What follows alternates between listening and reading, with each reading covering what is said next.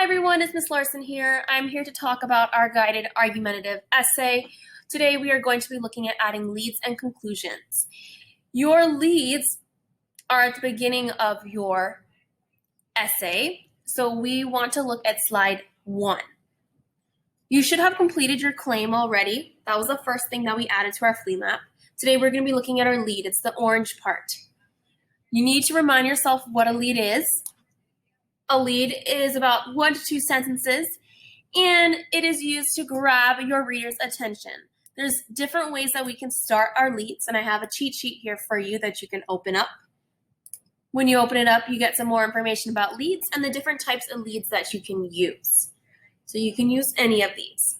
Today I'm going to show you how to add a question lead, and if you want to use a question lead as well, you are free to do that. So here you go. I'm going to add a question lead. So a question lead asks a question to the audience that is related to the topic. So that is exactly what I'm going to do here. I'm going to open up my box and type in my lead. Remember, our topic is technology.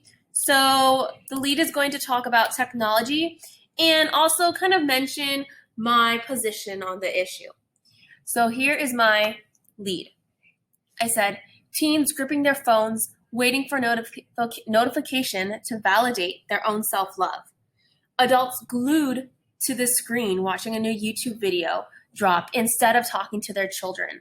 Society constantly dedicated to their devices. What has become of personal interaction? There's my question. It seems as if the world is falling into an endless danger zone, and they have forgotten what to value about their life. Okay, so not only do I ask a question, but I kind of give some insight to my answer to that question. I don't give away my entire answer to the question, but I start to hint a little bit at what I'm going to be talking about in my essay, just to grab my reader's attention. So you can do a lead just like that. Your lead should not be exactly like mine. You need to come up with your own lead. If you want to do a question lead, that's okay. But if you want to try out one of these different types of lead, you are free to do that as well. Okay. You did your lead. Now you're going to move on to your conclusion. So I'm going to move to slide 3. In slide 3, you need to restate your claim. That's the yellow part. You're going to reword your claim from slide 1 using different words. Okay. So I'm going to look at my claim again. Here's my claim from slide 1. Okay, I need to reword this, say this again, but using different words.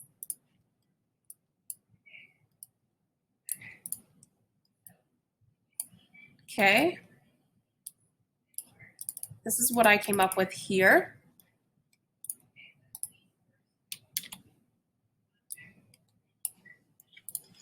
I said technology should make life less complicated, but instead it is leading us to many new problems with the way we connect to one another in the world. Okay, so remember my position was that I believe that technology can worsen our lives. So I want to say that technology can worsen our lives using different words. So I said it should make our life less complicated, but it's actually leading to new problems. That's worsening our lives. Good. Okay, and I said, it has also made us have to combat and overcome new personal challenges in regards to our physical and mental well-being. Okay, so those were kind of my reasons. Over here in my claim, I listed my 3 reasons. So in my restating of my claim, I'm going to list my 3 reasons again, but kind of using different words, different language to say the same exact thing. So I said, we have new challenges, and we're going to think about our physical and mental well-being. Good. Okay, the last part of your conclusion is the actual conclusion part, the very, very end. You need to do a call to action.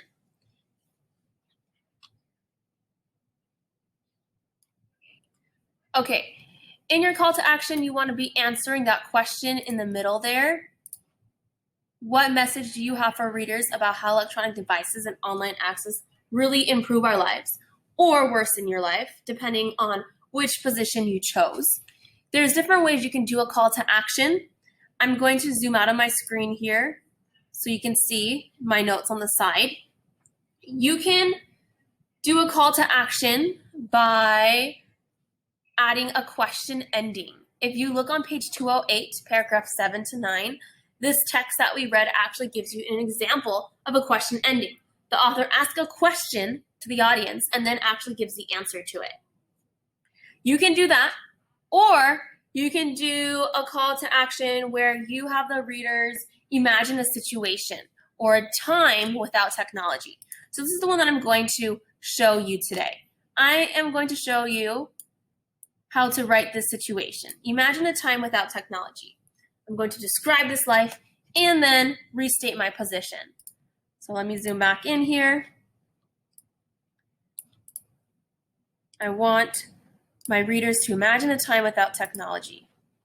Then I'm going to call them into action.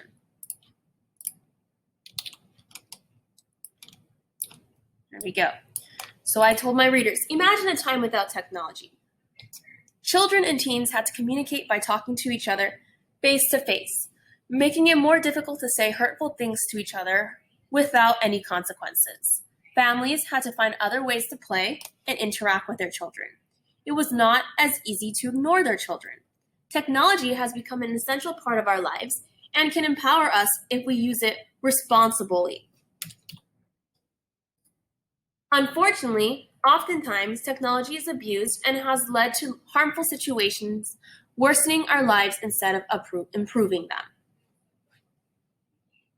Okay, so I put this situation in my reader's head for them to imagine a time without technology, and I'm asking them to think about the way they use technology and how it has changed our lives for the worse. Okay, and that is it.